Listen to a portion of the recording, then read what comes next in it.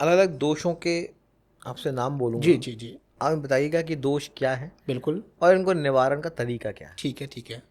जिसमें पहला दोष अगर मैं पढ़ूं तो ये है आपका काल सर्प दोष। कुछ समय से मैं देख रहा हूँ कि राहुल गांधी का जो परिश्रम है, क्या उन्होंने वो लंबी यात्रा करी हो या उनका जो एक जुड़ाव देश से बन जी रहा है, जी जी, कहीं ना कहीं as a astrologer, as a politician, क्या आप देखते हैं उनके ग्रहों में शिफ्ट आ रहा है? बिल्कुल।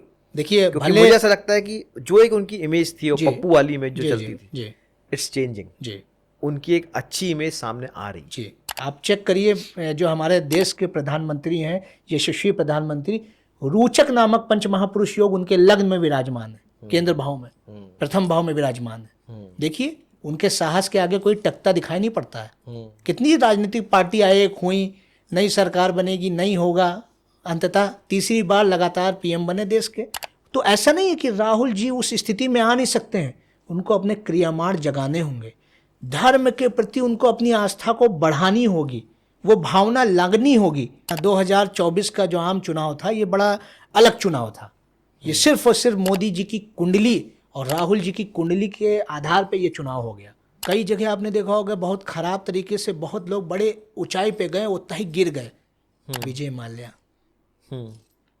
कि भाई एक समय कहते थे अरे वो भाई विजय माल्या जी हैं, ये भी करते हैं वो भी करते हैं, आज चारों तरफ विजय माल्या जी की बदनामी है।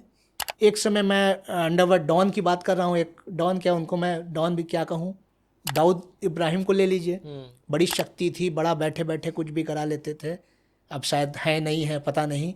आपके तीसरी तरफ मोदी जी ने संघर्ष किया और सत्कर्मों का चुनाव किया, आज कहाँ है। एक और आपका योग होता है सुनफा अनफा दुरुधरा। दुर्धरा। जी जी, देखिए सुनफा अनफा दुरुधरा ये सब चंद्रमा से बनते हैं। अच्छा। चंद्रमा सबसे सौम्य ग्रह है, आप जानते ही हैं। चंद्रमा मन है, कितनी जल्दी भ्रमित हो जाता है, भटक जाता है, कितनी जल्दी व्यक्ति भावुक हो जाता है, ये सब चंद्रमा के कारकत्व है। चंद्रमा का एक और है कारकत्व, या कह सकते हैं माता। माता भी हमारी कितनी भावुक होती हैं, पुत्र पे कोई बात आए कुछ हो तो वो कितनी जल्दी भावुक हो जाती हैं। तो इसीलिए कहा गया है कि जब भी चंद्रमा के अगल बगल, मतलब उसके द्वादश भाव, उससे द्वादश भाव और उससे द्वितीय भाव में दोनों ग्रह विराजमान होंगे तो जाके आपका दुरुधरा बनेगा। दुरुधरा दोनों धराओं पे, दोनों धरा। हाँ ठीक है। हाँ। और आपका जब सुनफा और अनफा, जब चंद्रमा द्वादश होगा और जब द्वितीय होगा तो सुनफा और अनफा बनेगा। अच्छा। ये मतलब 3 योग। वैसे तो चंद्रमा बहुत सारे योग और जो है समझ लीजिए दोष चंद्रमा के द्वारा निर्मित होते हैं। बहुत सारे दोष, बहुत सारे योग चंद्रमा के द्वारा निर्मित होते हैं, क्योंकि वो सबसे सौम्य ग्रह है। और चंद्रमा जिसका स्ट्रांग है, व्यक्ति मनोबली होगा, मन का बली होगा, खुश रहेगा, खुश मिजाज होगा, औरों को भी खुश रखेगा। हाँ, चंद्रमा मतलब शीतल कहते हैं ना, शीतल मन वाला। हाँ, मतलब व्यक्ति का मनोरंजन में मन बहुत लगेगा और व्यक्ति मनोरंजन करने वाला भी होगा।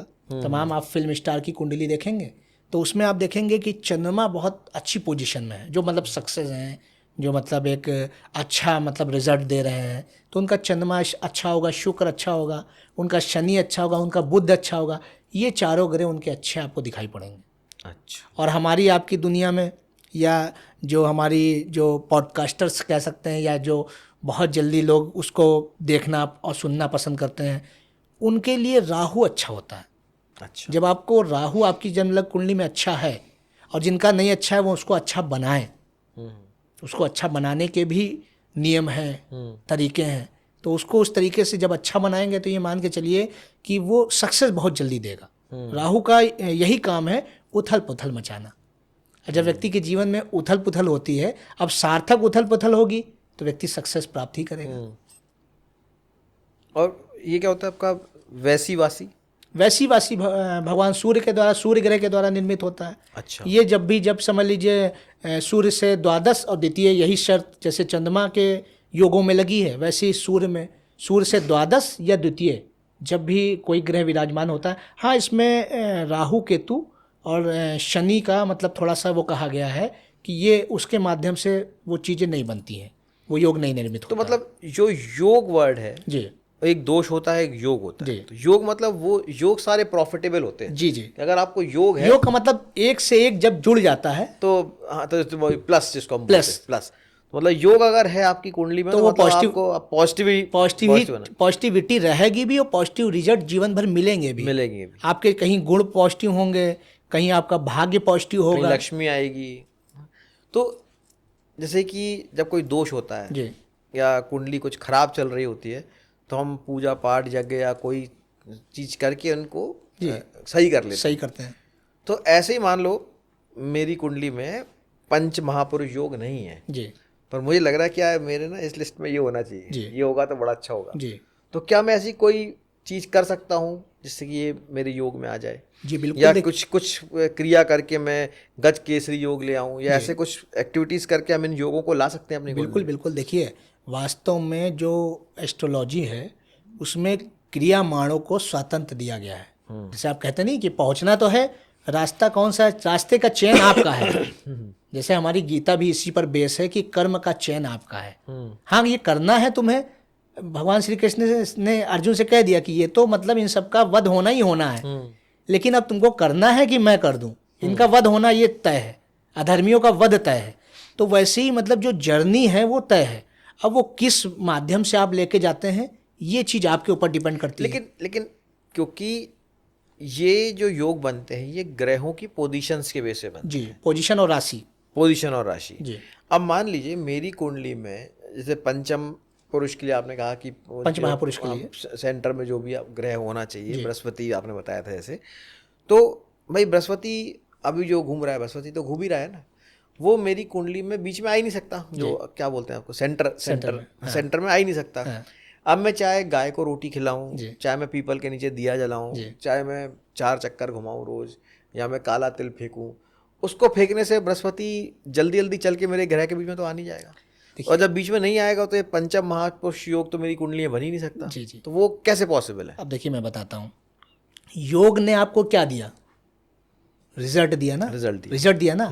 अब वो रिजल्ट अगर आपको किसी दूसरे कर्म से मिल रहा है तो वो योग ही तो निर्मित होकर आपको रिजल्ट प्राप्त हो रहे हैं। आपका उद्देश्य है आपके बैंक में एक अच्छा बैलेंस। अब वो ये तो आपके पिताजी छोड़ के जाएं, आपको पुश्तैनी मिल जाए, वो भी आपके बैंक का बैलेंस है, या आप अपने कर्मों मतलब क्रियामाण को जगा के वो बैंक में इकट्ठा कर लें, वो भी तो आपका बैंक बैलेंस ही तो गिना जाएगा।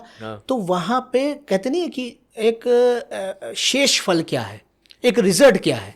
रिजल्ट जो है उस रिजल्ट तक पहुंचना ही एक अच्छा योग है। तो अगर आप योग निर्मित करना चाहते हैं, अब जैसे किसी की जन्म लग्न कुंडली में मानिए सूर्य ग्रह नीच अवस्था में, तुला राशि पे सूर्य ग्रह नीच हो जाते हैं, नीच अवस्था में होते हैं। अब ये नहीं कि सूर्य नीच और उच्च के नहीं होते हैं, मतलब सूर्य समझ लीजिए वहां पे जब रहते हैं तो वैसा फल देते हैं, नीच का देंगे या उच्च का।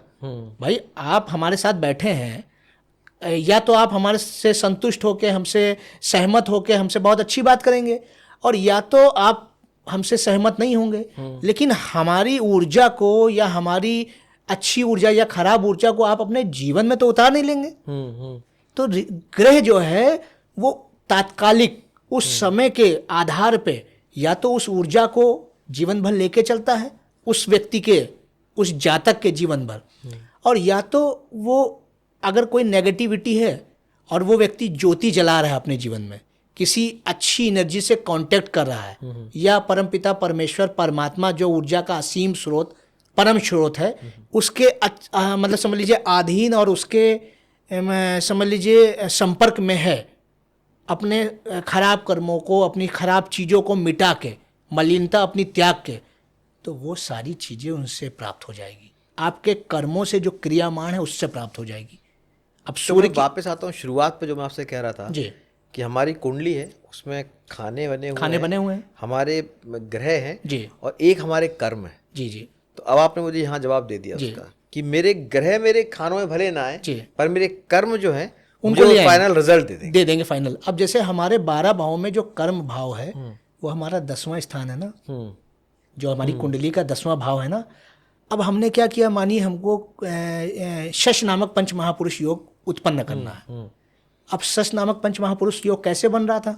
शनि से बन रहा था। शनि किसके कारक है?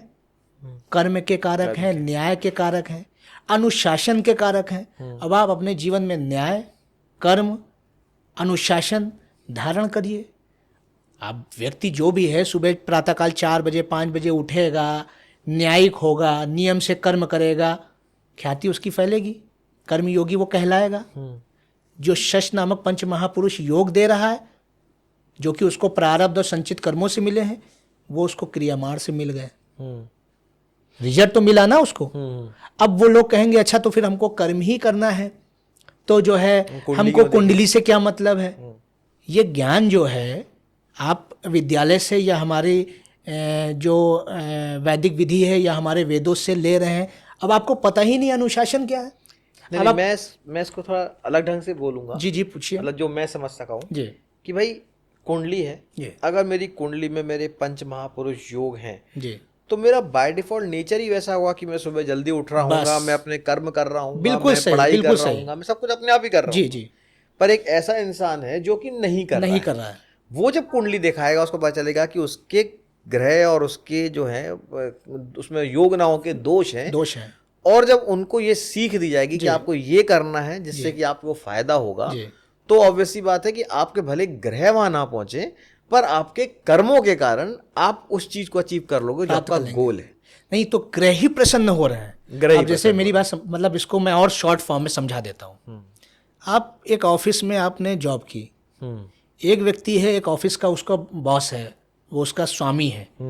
अब एक दूसरे रास्ते से आया है, वो समझ लीजिए सिफारिश से आया है या बहुत अच्छी एजुकेशन लेके आया है, तो उसको डायरेक्ट बहुत अच्छे ओहदे पे अपॉइंट कर दिया गया है। और एक व्यक्ति जिसने मतलब साधारण स्केल पे समझ लीजिए जॉब में उससे जुड़ा है, अब उसने बहुत अच्छे कर्म किए, बहुत अच्छी चीज़ें की।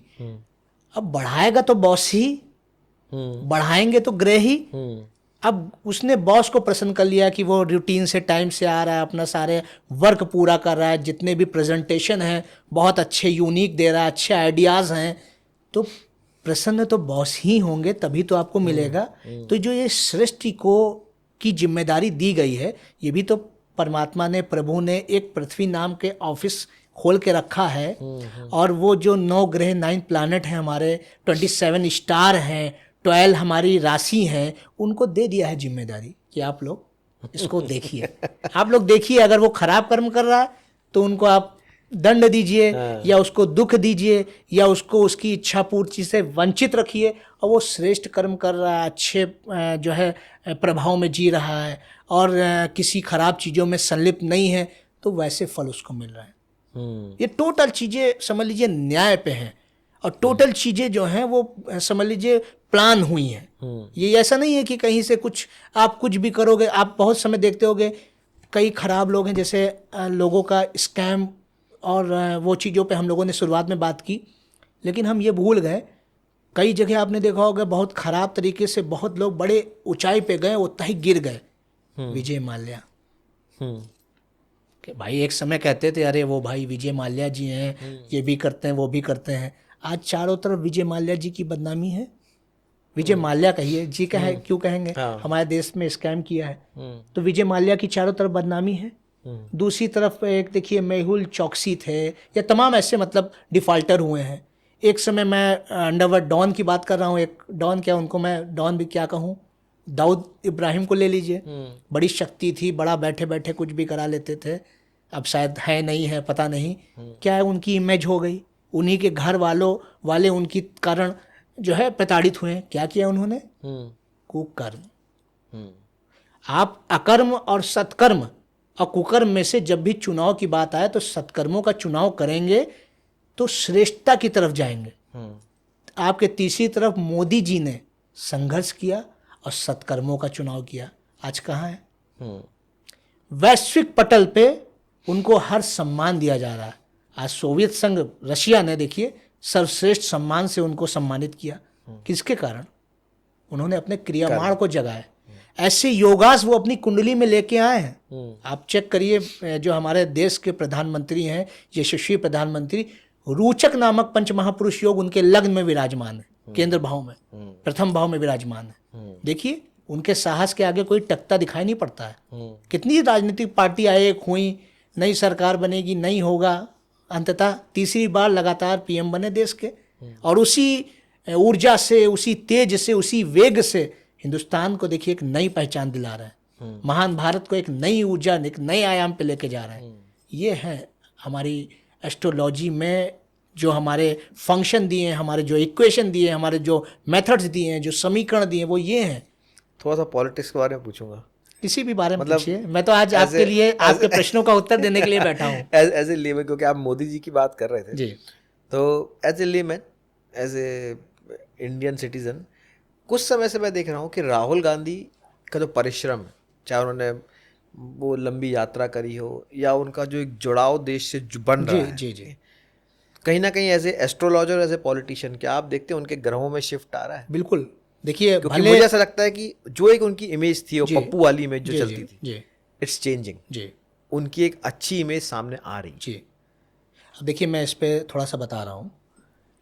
अगर राहुल गांधी जी में, अगर ये मान के चलिए कि बहुत अच्छे क्रियामाण, मतलब उसको हटा दीजिए, संचित कर्म और प्रारब्ध बहुत अच्छे होते, तो वो एक समझ लीजिए एक संचित कर्मों के माध्यम से उनको जन्म तो एक बहुत अच्छी जगह मिल गया, लेकिन वो वेग कांग्रेस बना नहीं पाई कि जो उनको एक भाई प्रधानमंत्री बनने की इच्छा एक वो पूरी हो जाती, या वो दैट टाइम समझ लीजिए उनके हाथ में सत्ता थी भी, राहुल जी प्रधानमंत्री बन भी सकते थे, लेकिन योगास उनकी कुंडली में दैट टाइम नहीं थे।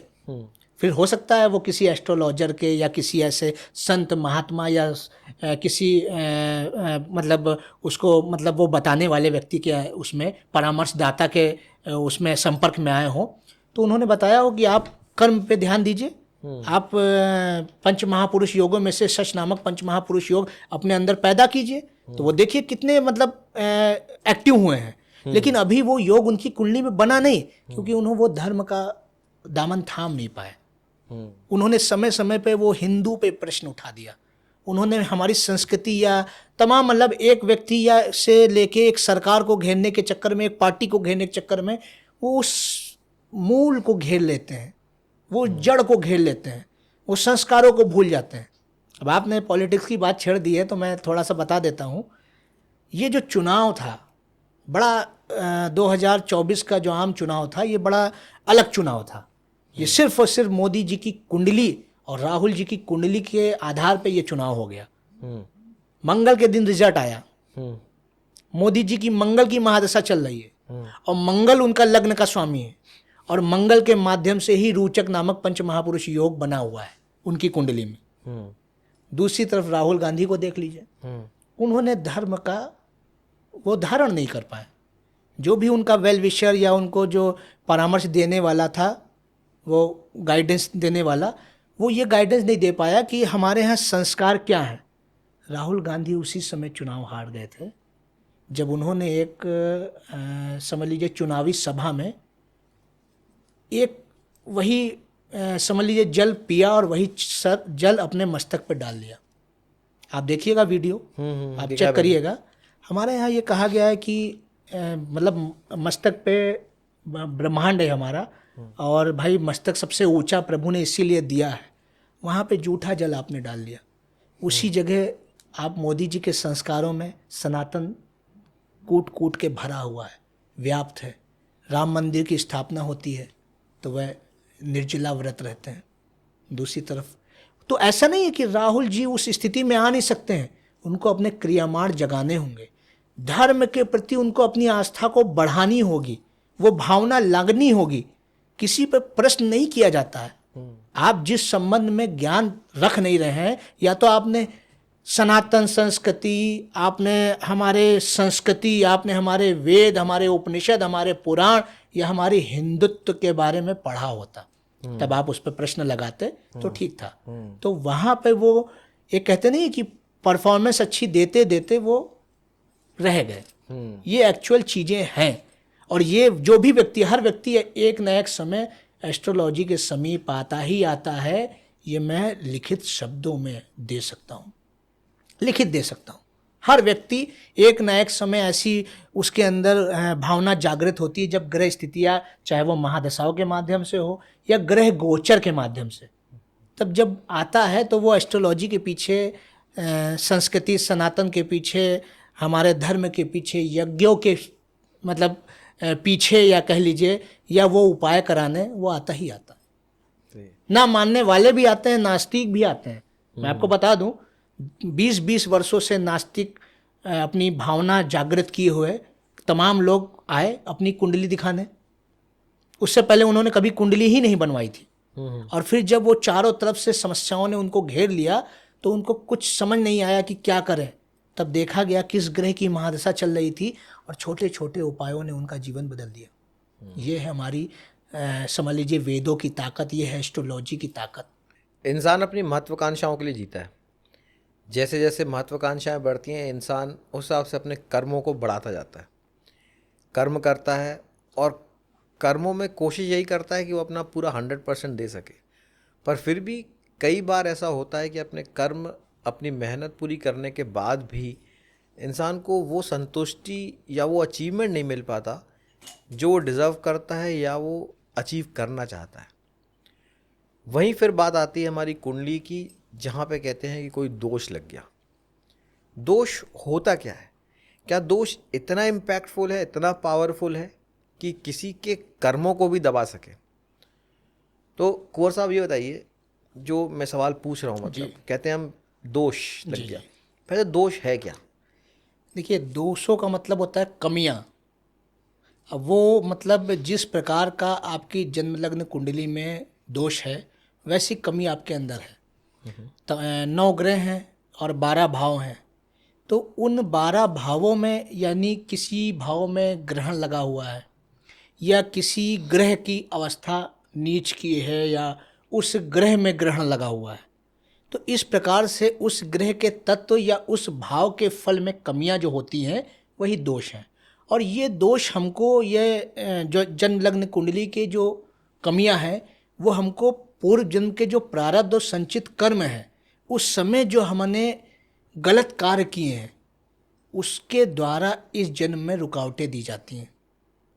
कि हमने मानिए अपने पिता के साथ, या हमने अपने माता के साथ कोई ऐसा दुर्व्यवहार, कोई ऐसा स्त्री जाति के साथ कुछ ऐसा दुर्व्यवहार किया, या धन के संबंध में हमने किसी का धन हरण मतलब ले लिया, और या किसी के साथ छल कर दिया, तो इस प्रकार से उस धन का स्वामी आपके जो जन्म लग्न कुंडली होगी, वर्तमान कुंडली जो आपको समय के द्वारा प्राप्त हुई है, वो दोष बना देती है।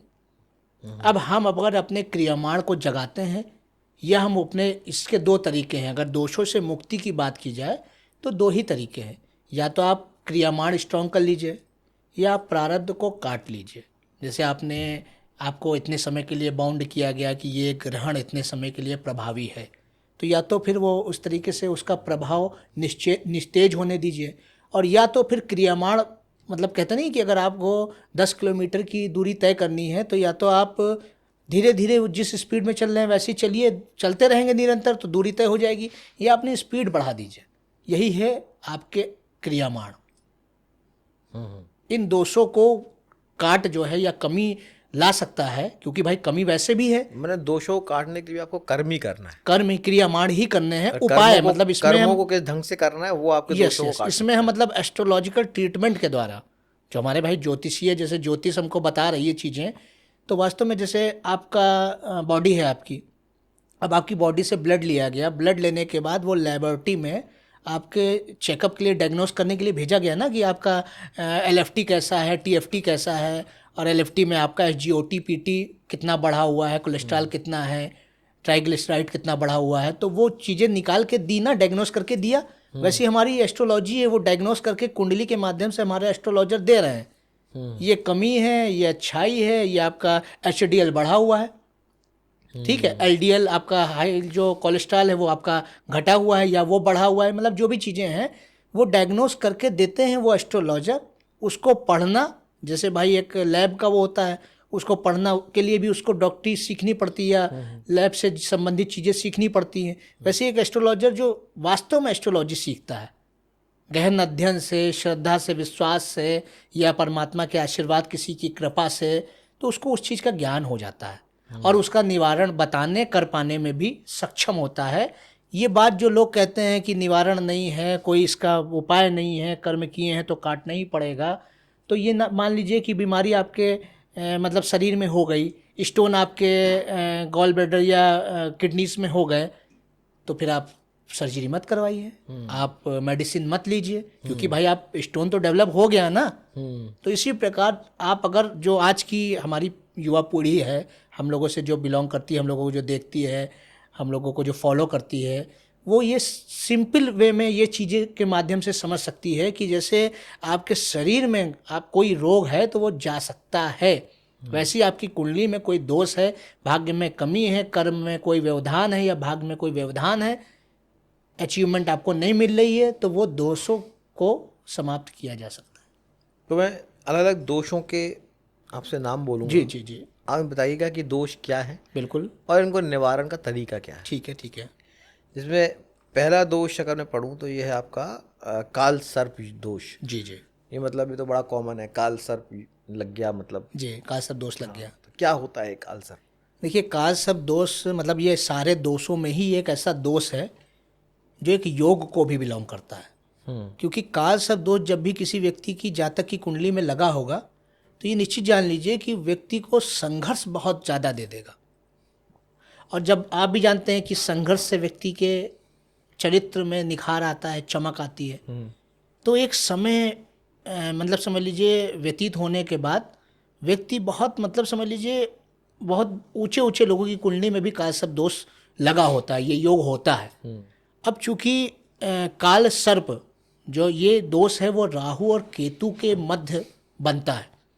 राहु और केतु जो एक सीध में रहते हैं 180 डिग्री पे, तो जैसे जन्म लग्न कुंडली में आपके प्रथम भाव में राहु बैठे हैं और सप्तम भाव में ही केतु बैठेंगे, आपके 4th हाउस में राहु बैठे हैं तो 10th हाउस में ही केतु बैठेंगे, वो 180 पर मतलब डिग्री को वो करते हैं। उस 180 डिग्री के एक तरफ या मतलब राहु से केतु तक बाईं तरफ सारे ग्रह आ जाते हैं, या राहु से केतु की दाईं तरफ जब सारे ग्रह आके विराजमान हो जाते हैं, मतलब दूसरी तरफ वो 180 डिग्री को पार नहीं करना पाते, मतलब वो 360 का जो ये मतलब पूरा मतलब समझ लीजिए हाँ सर्किल है वो पूरा नहीं बना पाते हैं, तब उसको काल सर्प दोष कहते हैं। और इसका निवारण क्या है? पहली बात तो ये अलग अलग प्रकार से काल सर्प दोष बनते हैं, जैसे 12 भाव है तो 12 प्रकार से काल सर्प दोष बनते हैं। अब इस पर हम लोग चर्चा करेंगे तो बहुत लंबी हो जाएगी। तमाम काल सर्प दोष हैं, महापदम है, वासुकी है, ठीक है, तो इस प्रकार से विषधर है, तमाम दोष हैं। देखिए, काल सर्प दोष में ये ध्यान रखिए कि राहु और केतु जब काल सर्प दोष बनाएंगे तो ग्रहण भी बना देते हैं। तो उसमें हमको ये चीज़ ध्यान रखनी है कि एक तो मतलब जो हमारे यहाँ जो हमारी वैदिक एस्ट्रोलॉजी में तत्वों के माध्यम से ग्रहों और मतलब नक्षत्रों की का विश्लेषण किया गया है, तो उस तत्व की अधिकता होना या उस तत्व के कारण हमारे कार्यों में क्रियाओं में परिवर्तन आ जाता है, तो उस तत्व को कमी की जाती है। अब वैदिक एस्ट्रोलॉजी में राहु और केतु को सर्प की संज्ञा दी गई है। एक सर्प का मुख है, दूसरा सर्प का पूंछ है। राहु सर्प का मुख है और जो केतु है वो पूंछ है। तो उस हिसाब से जब एक तरफ सारे ग्रह होते हैं तो वो सारे ग्रहों को ग्रस्ता हुआ मतलब ये महसूस होता है। तो वो जो आपके उस मतलब मानिए प्रथम और 7th हाउस के मध्य सारे ग्रह आ जाते हैं, तो आपके जो अष्टम भाव, नवम भाव, दसम भाव, एकादश भाव, द्वादश भाव के जो स्वामी ग्रह हैं, उन सबके तत्वों में, कृत्यों में या जो उसको लाभ आपको मिलना है वो कमियां आ जाती हैं। तो आपको एक तो ये करना है कि अब उनके मुख से वो पूर्व जन्म लेके आप सुधार तो कर नहीं सकते हैं, तो आप वो उपाय कर रहे हैं जो आपको उस काल सर्प दोष से बाहर निकाल दे। तो आप राहु और केतु दोनों की, एक तो हमारे यहाँ बताया गया है कि इसकी दोष निवारण शांति होती है, मतलब काल सर्प दोष की, हाँ, एक तो मतलब जाप होता है, दूसरा ये माना गया है कि तमाम मतलब जो एस्ट्रोलॉजिकल ट्रीटमेंट होते हैं उसमें से एक ये भी है कि हम ये मान के चलिए अपने शरीर के बराबर एक सर्प बनाएं, और जो रत्न राहु का होता है, जो रत्न केतु का होता है, उसको उसके मुख पे मतलब राहु के स्थान पे गोमेद, अब सुना होगा आप नाम, ठीक है, गोमेद को और लहसुनिया को उसकी पूंछ पे हम लगवा के उसको उसकी ऊर्जा में परिवर्तित करके जो नेगेटिव इम्पैक्ट है, नेगेटिव ऊर्जा है, उसको किसी नदी जो भाई सब पाप धो देती है तो दोष क्या नहीं धो देगी। पाप धोने का मतलब ये नहीं है कि वो पाप धोने का मतलब ये कह दिया कि आपने पाप किया और आप गंगा में नहाए धो गए। वो नेगेटिव एनर्जी आपकी बर्न कर रही है, उसमें ऐसे तत्व हैं, ऐसी ब्लेसिंग है देवों की, उसमें मतलब आशीर्वाद है, भगवान शिव की पे मतलब ने अपने मस्तक पे उनको धारण किया है, उसकी ऊर्जा उनमें व्याप्त है। ये सारी चीज़ें बहुत रहस्यमयी है, बहुत गहन है, बहुत गूढ़ है। इनको हमको जब समझेंगे, इसमें सबसे ज़्यादा हमारे लिए महत्वपूर्ण है बिलीव, विश्वास। हम इस विश्वास के साथ जब ये क्रियाएं करवाएंगे तब ये मान के चलिए इन दोषों की शांति हो जाएगी। जैसे अभी वर्तमान में सावन मास चल रहा है, जिनके भी काल सब दोष है वो ये उपाय कर सकते हैं। आप 11 नागिन ले लीजिए और वो अपने एक भावना के साथ कि ये जो नेगेटिविटी है जो मेरे काम नहीं, मतलब क्या आप नाग नागिन सर्प तांबे के बनवा लीजिए, चांदी के बनवा लीजिए, जो आपकी अवस्था हो, स्थिति हो, आर्थिक अवस्था हो, उसके आधार पे, और उसको आप अपनी नाभि से, क्योंकि नाभि हमारा केंद्र बिंदु है और मस्तक समझ लिए पूर्ण है, तो वो जो है हम उससे स्पर्श करके करा के नाभि से और मस्तक पे स्पर्श कराएं और उसको क्लॉकवाइज, मतलब समझ लीजिए हमको एंटी क्लॉकवाइज घुमानी है। Anti clockwise, clockwise, anti clockwise मतलब उतार रहे हैं। अच्छा, क्लॉकवाइज मतलब चढ़ा रहे हैं किसी चीज को। यहाँ टच किया, फिर यहाँ टच किया, फिर एंटी क्लॉकवाइज 7 टाइम आपको उतारना है। हाँ, और महामृत्युंजय मंत्र जिसको में सर्वाधिक एनर्जी है, उस मंत्र के साथ आप अपने दोष की उतारने की, मतलब दोष समाप्ति की प्रार्थना भगवान शिव के मंदिर में जाके भगवान शिव से कर दीजिए। अगर मैं एक बार फिर से रिपीट करूं, आपने कहा 21 था, 21 सर बनाने, 11 सर बनाए। हर सर को पहले यहाँ टच किया, यहाँ मस्तिष्क में किया और एंटी क्लॉकवाइज उतारा, घुमाया और उसको महामृत्युंजय मंत्र पढ़ते हुए राहु का मंत्र, बीज मंत्र और केतु का, ओम रांग राहुवे नमः, ओम किंग केतुवे नमः। आप लोगों गूगल इंटरनेट से वगैरह निकाल सकते हैं, आपको पता हो तो आप कर सकते हैं। महामृत्युंजय जाप करा, महामृत्युंजय जाप उसको भगवान शिव पे अर्पित कर दिया। वो भाई जब उन्होंने हलाहल विष का पान कर लिया, ऐसे करके आपने 11 बार ये वहीं किया। ऐसा भी कर सकते हैं, मतलब कि एक बार घर में सारे कर लिए 11, फिर एक साइड नहीं वहां पर कर लीजिए मंदिर में। देखने में क्या भाई, आपका तो लाभ हो रहा है, ट्रीटमेंट आप डॉक्टर के यहाँ ले रहे हैं, तो वो कर लीजिए बिलीव, कुछ समय के लिए बिलीव करिए। अगर फायदा नहीं हो रहा है तब आप कुछ कहिए। अच्छा। आप जिस चीज को, जिस सब्जेक्ट पे इन्वॉल्व नहीं होंगे, आपने उसको जाना नहीं, उसको समझा नहीं, आप कह देंगे आप भाई कमरे में मतलब समझ लीजिए अंधेरा है, और जब तक आप दीपक नहीं जलाएंगे तब तक दीपक का महत्व आपको पता ही नहीं चलेगा। आपने दीपक जलाई, रोशनी हो गई, अब लोग तो ये कहेंगे अरे नहीं वो तो रोशनी तो होनी ही थी। समझ गए ना? तो ये जो उपाय है ये सारी राशियों पे हाँ, काल सब दोष, चूंकि देखिए हम यहाँ पे ऊर्जा के मूल स्रोत, परम स्रोत से कनेक्ट हो रहे हैं। भगवान शिव खुद ही गले में वासुकी सर्प को धारण किए हुए हैं, ठीक है, हलाहल विश्व को वो धारण किए हुए हैं, तो वो आपके भी सारे दोष, बस आप सच्ची श्रद्धा और पूरे विश्वास से, पूरे मनोयोग से ये जो भी रेमेडीज कीजिए, उपाय कीजिए, वो कीजिए।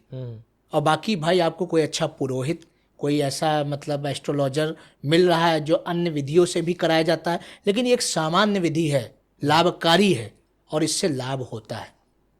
अच्छा। बहुत तमाम ऐसे लोग हैं जिनको बहुत इसके मतलब समझ लीजिए कम समय में इसके रिजल्ट मिले, अच्छे रिजल्ट मिले हैं और कालसर्प दोष की शांति हुई है।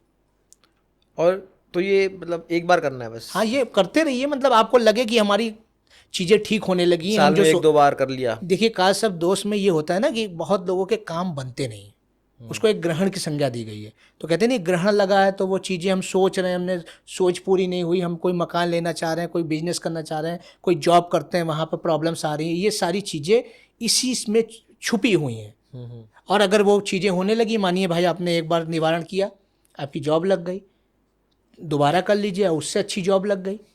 तो ये चीज़ें अपने भावों पर है। हमने कोई हमारे विटामिन की हमारे शरीर में कमी है तो उस समय हमने विटामिन ले लिया, अब फिर मानिए हमारे पैरों में दर्द होने लगा, फिर हमने विटामिन डी ले लिया, उसमें कोई बुराई तो है नहीं। आप भगवान शिव को स्पर्श कर रहे हैं, सर्प को, अपने नेगेटिव एनर्जी, सर्प को एक हिसाब से देखा जाए विष है उसके अंदर, तो हम अपने नेगेटिव एनर्जी को उन पर अर्पित कर रहे हैं, चढ़ा रहे हैं।